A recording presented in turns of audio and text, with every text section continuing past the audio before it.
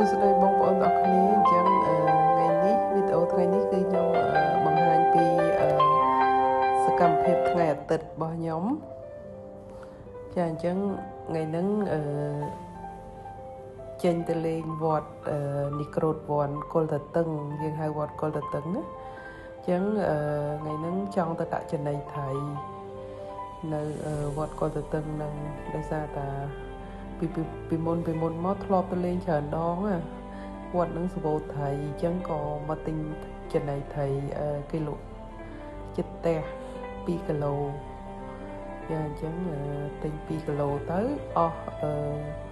6000ដើម្បីយកទៅដាក់ឲ្យថៃនៅវត្តគល់តតឹងនឹងស៊ីអញ្ចឹងបានទិញចំណីថៃរួចហើយក៏នាំគ្នាទៅវត្តគល់តតឹងអញ្ចឹងវត្តហ្នឹងគឺខ្ញុំទៅលេងច្រើនដងហើយឥឡូវបានធ្វើដំណើរមកដល់វត្តព្រែកប្រាវត្តព្រែកប្រាចាអញ្ចឹងធ្វើដំណើរមកដល់ហ្នឹងហើយជាងឆ្ពោះទៅមុខទៀតអញ្ចឹងផ្លូវម្ដុំនេះខ្ញុំស្រឡាញ់វាស្ងាត់ល្អអត់មានឡានកុងតឺន័រធំឬមួយក៏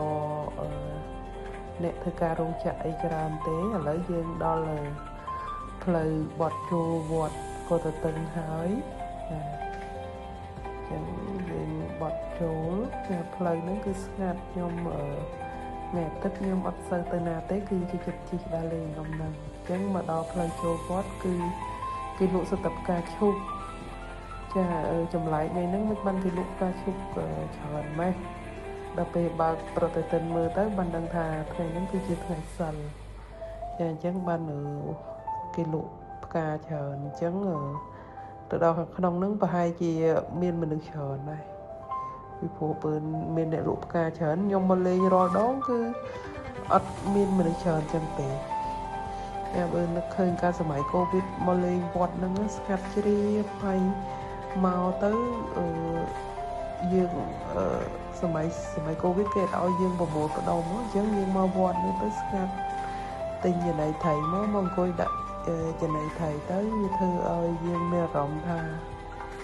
សប្បាយចិត្តស្ងប់ស្ងាត់នៅក្នុងវត្តហើយវត្តហ្នឹងទេសភាពស្អាតណាឥឡូវដល់ខ្លោងទ្វារបត់ចូលហើយវត្តហ្នឹងគឺធ្វើពហិយធំមែនតែនបើសិនបើបងប្អូនណាអត់ដែលបានមកលេងគួរតែឆ្លៀតពេលមកលេងវត្តហ្នឹងម្ដងវត្តហ្នឹងនៅម្ដុំខាងព្រែកថ្មីអញ្ចឹងខ្ញុំអត់ច្បាស់ដែរព្រែកថ្មីចុះពីស្ពានព្រែកសំរងមកបន្តិចហ្នឹងដល់ផ្លូវចូលវត្តស្អាតផ្ការីកស្អាតមែនតែនហើយមានអារម្មណ៍ថាមនុស្សច្រើនគ្រាន់តែមកដល់ហ្នឹងគឺសុទ្ធតែម៉ូតូជិះចូលទៅហើយមានឡានមានអីច្រើនមែនតែនអញ្ចឹងផ្លែនមកដាក់ចំណីត្រីហ្នឹងនឹងបានដាក់អត់ទេនេះបើមនុស្សច្រើនមែនតែន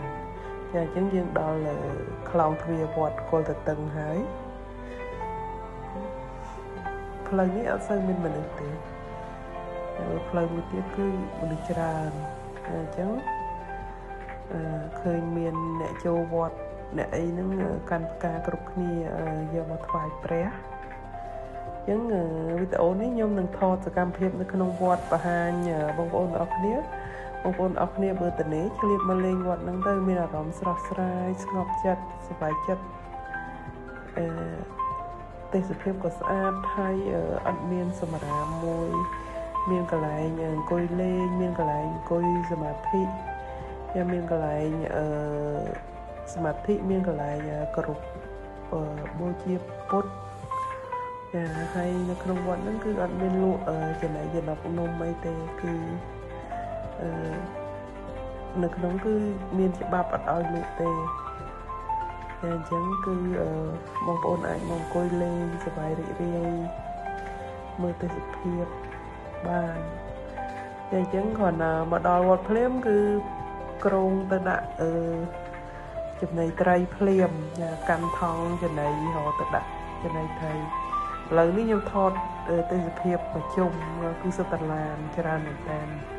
ថ្ងៃនេះថ្ងៃសិលអញ្ចឹងគេមកធ្វើសមាធិគេមកតាំងសិលចាស់ក្មេងៗគឺមកគោរពបូជាព្រះពុទ្ធអញ្ចឹងទៅជាអសរនោះគេដាក់ពុទ្ធោមេ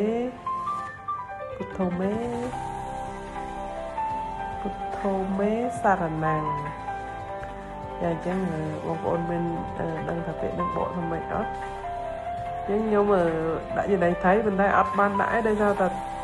ថៃអត់ស៊ីចំណីនឹងផងដោយសារមានអ្នកដាក់ច្រើនពេកចំណីនៅតែពេញទឹកអញ្ចឹងក៏សម្រេចចិត្តថាដើរមកមើលខាងនេះចាដើរមកមើលខាងនេះគឺលោកយាយលោកតាគាត់កំពុងតែសូត្រធម៌សមាធិជាមួយព្រះសង្ឃអញ្ចឹងខ្ញុំថតកម្មភាពជូនបងប្អូនមើលប៉ុណ្ណឹងគាត់មកជុំគ្នាសម្រាប់ថ្ងៃសិលណាសម្រាប់ខ្ញុំវិស័យពុទ្ធសាសនាខ្ញុំជឿដោយសារតែខ្ញុំជាកូនខ្មែរអញ្ចឹងសាសនារបស់រដ្ឋគឺពុទ្ធអញ្ចឹងពុទ្ធមានទ្រឹស្ដីមកទ្រឹស្ដីមួយដែលពុទ្ធនិយាយគាត់ថាជីវិតគឺជាទុក្ខអញ្ចឹងទ្រឹស្ដីនេះគឺបើសិនជាខ្ញុំគិតវារៀងវិជ្ជមានតិចជីវិតមនុស្សជាទុក្ខជីវិតមនុស្សពេលខ្លះមានសុខពេលខ្លះមានទុក្ខវានៅលេឡំគ្នាអញ្ចឹងណាអញ្ចឹងវាមិនមែនថាគ្រប់ជីវិតគឺសុទ្ធតែទុក្ខទេអញ្ចឹងយើងគិតពិចារណានៅក្នុងកម្រិតមួយដែលមានហេតុនិងផលច្បាស់លាស់ត្រឹមត្រូវអញ្ចឹងអញ្ចឹងបើតាមខ្ញុំរៀនរូបវិទ្យាខ្ញុំរៀនច្បាប់ទី3 ញូតនគឺនិយាយអំពីច្បាប់អំពើនិងប្រតិកម្មខ្ញុំរៀនច្បាប់នោះទៅបើខ្ញុំគិតពិចារណាមកជាមួយទ្រឹស្ដីរបស់ពុទ្ធនៅហ្នឹងគៀងចូលដល់មេតាហ្វីសិកគឺទ្រឹស្ដីរបស់ពុទ្ធគឺកម្មផលដល់ពេលទ្រឹស្ដីរបស់អ៊ីសាក់ ញូតនគឺគាត់និយាយទៅលើច្បាប់អំពើនិងប្រតិកម្មកម្លាំងកើតឡើងជាគូចនិចអត់មានកម្លាំងណាមួយនៅឯអញ្ចឹងខ្ញុំជប់និយាយធំដឹងរឿងមេតាហ្វីសិកឥឡូវខ្ញុំនិយាយមកដល់រឿងកន្លែងគេដុតភ្លើងនេះគេដុតទៀនគេដុតទៀនស្អាតមែនតើបងប្អូនមានលោកយាយលោកតារបស់យើងគាត់អង្គុយសមាធិគាត់អង្គុយសូត្រធម៌ខ្ញុំឃើញទេសភាពស្អាតខ្ញុំថតជូនបងប្អូនទាំងអស់គ្នាមើលបើសិនបើបងប្អូន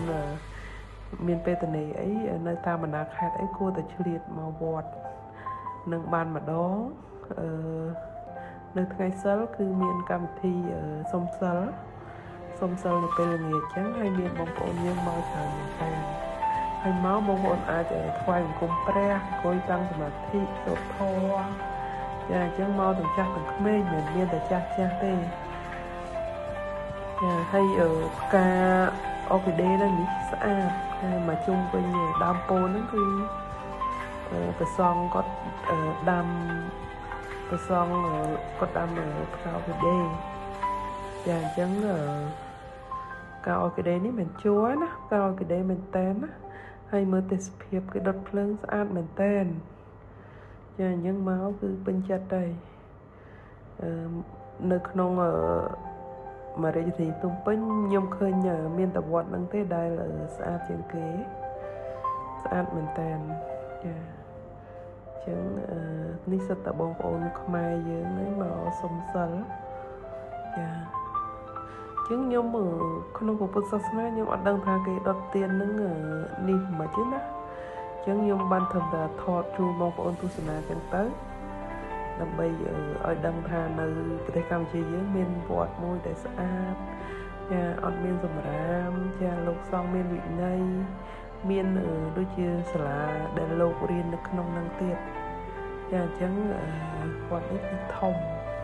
ហើយធ្វើពហិធំ ចាបងប្អូនឃើញស្អាតទេស្អាតមែនតើចាហើយបងប្អូនខ្មែរយើងមកក្មេងៗអីចឹងគាត់មកគាត់អង្គុយសាពះលោកអង្គុយស្ដាប់ធម៌អង្គុយធ្វើសមាធិចាចឹងស្អាតចឹងឆ្លៀតពេលមកលេងមកចឹងបើនិយាយបន្តរឿងមេតាហ្វីសិកវិញបន្តិចចាចឹងទ្រឹស្ដីពុទ្ធគឺគេនិយាយទៅលើកម្មផល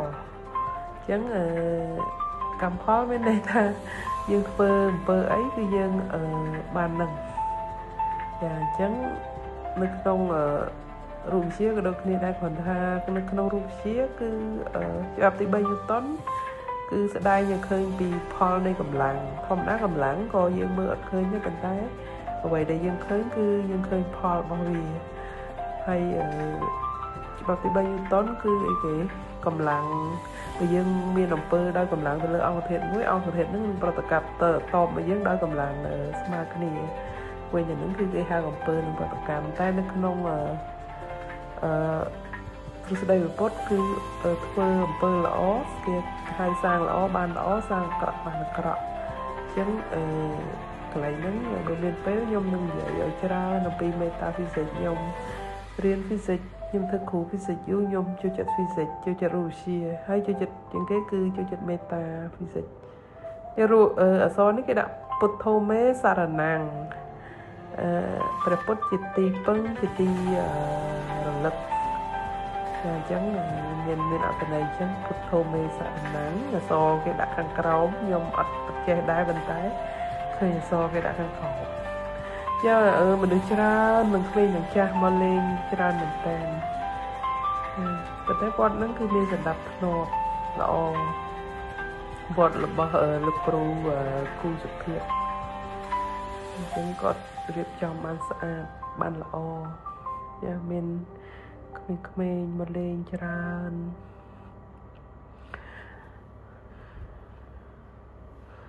អញ្ចឹងនេះខ្ញុំថតទស្សនភាពនៅក្រោម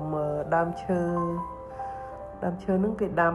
ឈើច្រើនមែនតើដើមឈើហ្នឹងគេដាំម្លប់ហើយគេមានដាក់បងមកអង្គុយលេងអញ្ចឹងណាហើយនេះខ្ញុំថតថាមកដាក់ចំណីត្រីហើយអត់បានដាក់អញ្ចឹងអត់បានដាក់ចំណីត្រីក៏នឹកឃើញថតឲ្យបងប្អូនមើលនេះតែនៅក្នុងទឹកទៅតែចំណីត្រីដល់ពេលមានអ្នកដាក់ចំណីច្រើនអញ្ចឹងទៅសវោពោពាសវាលែងស៊ីចាអរគុណច្រើនវីដេអូមានត្រឹមហ្នឹង